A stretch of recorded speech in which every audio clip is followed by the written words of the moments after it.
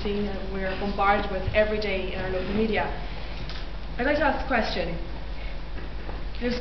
Culture and religion are two different things. Look at the canon laws in Catholic Ireland a few years ago. Look at the horrible things that we did to homosexual people in this country and in other Western countries a while ago.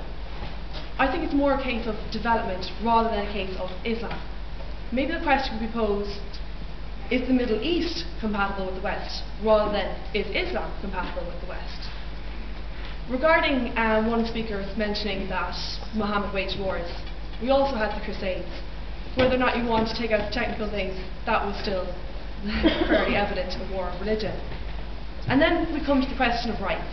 Well, yes, you do have the right of speech, but as much as you have the right to walk down the street and say what you want and have the right to freedom of speech, I have the right to walk down the street and not have racist and discriminatory comments made about me in regards to the pictures of depicting Muhammad. And let's question our attitudes to that in this country. Well, a few months ago, Paddy Power had an image advertising the Last Supper to encourage people to go gambling, and we aren't all too pleased at that. Second of all, let's look at Africa. Africa isn't exactly the most democratic state or democratic continent either. There's terrible human rights abuses there. In southern Africa, where it's predominantly Catholic as well and Christian, you still have terrible abuses going on. Is that compatible as well?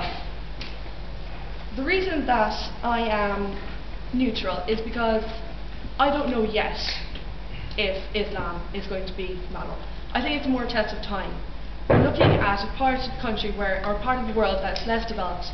I think it might have the potential to be, but I don't think that we can decide that right now given the current economic development in the States.